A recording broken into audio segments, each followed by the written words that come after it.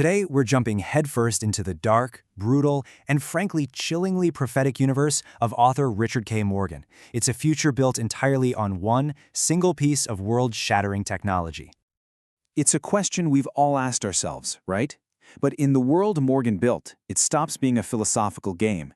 It becomes a technical problem with a very real and very brutal solution. And here's that solution. It's called the cortical stack. It's made from alien tech, and it's implanted in every single person when they turn 1 year old. What does it do? Oh, not much. Just turns your entire consciousness, every memory, every emotion, your very sense of self into a data stream. They call it digital human freight, or DHF. It's basically a black box for your soul. And as long as that little device survives, so do you. So, living forever sounds pretty good, right? Well, not so fast. Because when the soul becomes data, the body becomes property. And this is where we start to see the real terrifying price of forever. Yeah, your body gets a major demotion. It's no longer you, it's just a sleeve. Think of it like a piece of clothing, an interchangeable, disposable container for your precious data. And that single, simple shift in thinking, it turns the human body into a commodity, and that right there is the central conflict of this entire universe. So here's the catch. Immortality isn't a human right. It's a luxury good. At the very top, you've got the Meths, short for Methuselah. These are the ultra-wealthy. They can afford to have entire fleets of custom-grown clones waiting on ice, so they can live forever without ever aging. But for everyone else, the grounders, well, they're lucky if they can afford a second-hand body, maybe one from a dead soldier, or even worse, a clunky synthetic model. Immortality didn't unite humanity. It created the most extreme class divide imaginable. You know, what's really wild is how the world adapts to this. Even the language changes to make it all seem normal. Murder isn't called murder anymore. It's organic damage, like you're a broken appliance. The only way to truly die is real death, and that's when your cortical stack gets destroyed. And the biggest crime you can commit? Double sleeving, putting your consciousness in 2 bodies at once, because that breaks the whole idea that a person is a single ownable asset. Okay, so the impact on society is pretty horrifying. But let's get more personal. Let's talk about you. If you can just be downloaded into a new body, what in the world does that do to your sense of who you are? This is the big brain-melting paradox at the heart of it all. It's the old ship of Theseus problem, just updated for the digital age. When they copy your consciousness from a stack and download it, is the person who wakes up in that new body actually you, or do the original you die and this is just a perfect digital ghost walking around with your memories? The scary part is, the technology itself seems to say it's the latter. Just look at how the process works. Your original body dies, they pull your data from the stack. They download that data into a new sleeve. But look really closely at that last step. A new stream of consciousness begins. Not a continued one, a new one.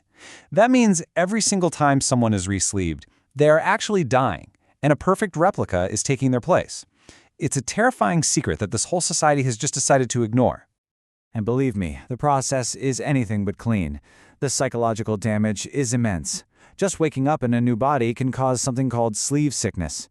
If you jump between too many different bodies, with all their different brain chemistries, you can get personality fragmentation, basically a complete psychotic break. And maybe the weirdest of all is residual sleeve memory, where you get these ghost-like feelings or habits left over from the body's previous owner. And all this leads to a massive identity crisis. I mean, if your body is no longer a constant, what makes you, you? The only thing left to hang on to is your memory. That unique collection of experiences on your stack is the only thing that defines who you are. Which means an attack on your memories is the most devastating violation you could possibly imagine. So why are we talking about all this? Because this is where it gets really uncomfortable. You might think, hey, it's just science fiction. But the line between this dark future and our present reality is blurring a lot faster than you think. This isn't just a story. It's starting to look like a roadmap. Just look at the parallels. The cortical stack, that's the ultimate end goal for brain-computer interfaces, something companies like Neuralink are working on right now. Custom-made sleeves, we are literally 3D bioprinting organs as we speak. And sentient hotel AIs? Okay, maybe we're not quite there, but the massive leaps we're seeing in large language models are pushing the boundaries of what we thought was possible for artificial minds. And as you can see here, that gap is closing. Now, are we at 100%? Of course not.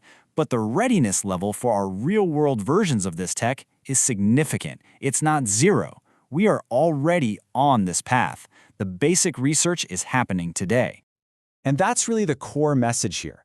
Morgan's work isn't an attack on technology itself. It's a huge flashing warning sign about what happens when our ability to create new things dramatically outpaces our wisdom to consider the consequences.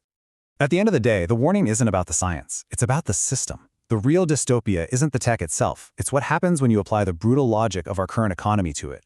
When eternal life is just another product you can buy, who gets priced out of existence? And so, that leaves us with one last, chilling thought. The Morganverse shows us a future where humanity has conquered death. But to do it, they turned the body into a product, the soul into data, and existence itself into the ultimate luxury. And it forces us to ask ourselves, when this technology finally promises us forever, what essential part of our humanity will be written on the price tag?